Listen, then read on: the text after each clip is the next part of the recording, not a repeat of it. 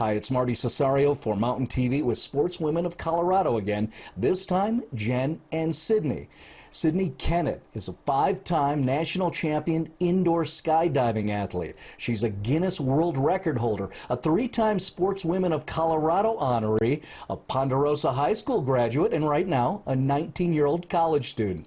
Jennifer Anderson Ehrlich is the executive director for Sportswomen of Colorado, a former NCAA basketball athlete with MSU Denver and Southeast Missouri State.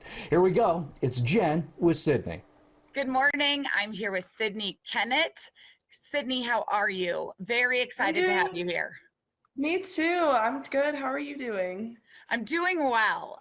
Sydney, you are a unique athlete that Sportswomen of Colorado has honored in the past.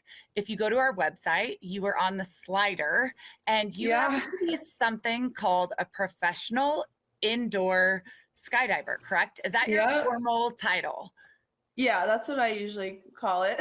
How in the world did you get your start in indoor skydiving? When most kids are learning how to ride a bike, you're in a wind tunnel, correct? Yep.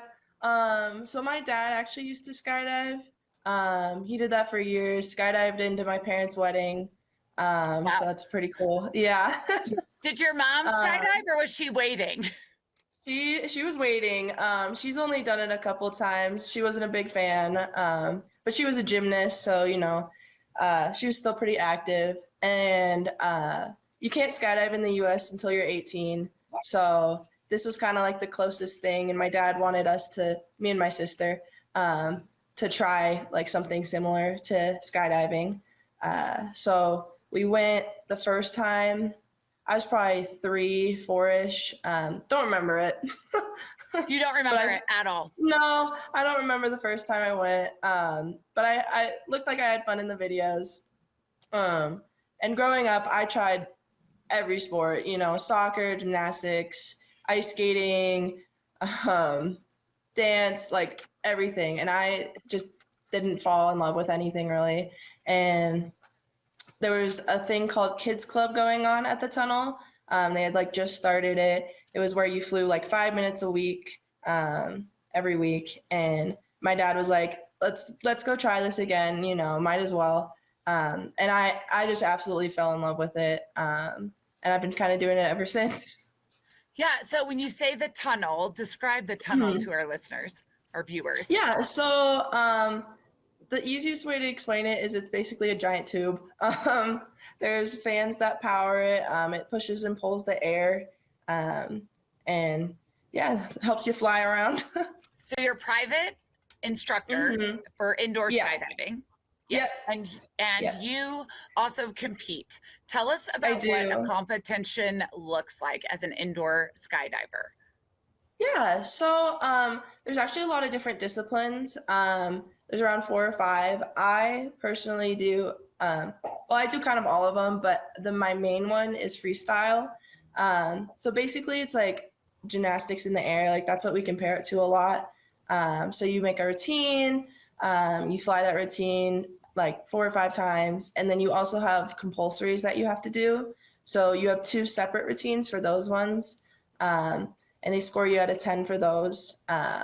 But there's also speed disciplines, disciplines with points. But it's a lot of fun, yeah. Yeah. And what is your highest accomplishment that you've achieved through all of this? Because I believe there's world records involved. Yeah. I have 1 official world record right now. Hopefully there's more to come. I have a couple world titles. The first worlds I went to, I was 12 and I placed 3rd in the world. So that was amazing. The most recent worlds, I placed 2nd. There's a lot, but the world record one is pretty cool. Pretty significant. What does your training look like and how do you prepare? I'm so fascinated by all of this. So it's a gymnastics routine in a cylinder tube. So you're like in a pop can. You're in a Coke can. Yeah. And you're performing gymnastics. It's very different because of, gravity.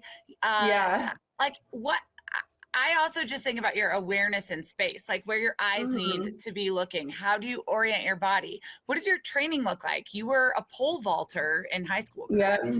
And Yep. did that help your indoor skydiving, or did indoor skydiving help your pole vaulting? Curious. Yeah.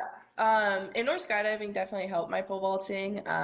Just with that like air awareness, and like just being able to feel those body positions of like being upside down, like when you're pole vaulting, and then that upside down in the tunnel, you know, it kind of transfers over. But yeah, definitely like the air awareness thing.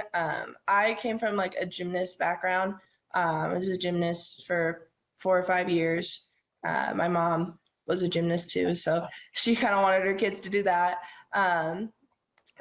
So yeah, that helped me with the air awareness a lot. But typical training, my training looks a little bit different than like most people who compete training, because I don't get a lot of time in the tunnel. So I really focus on training outside of the tunnel. So, you know, lifting weights, flexibility. Flexibility is like one of my big things in the tunnel. I have I've made up a couple moves around my flexibility. So I really try to keep my flexibility up.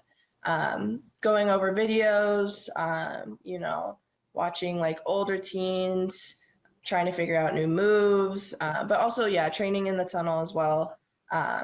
Do that about once a week.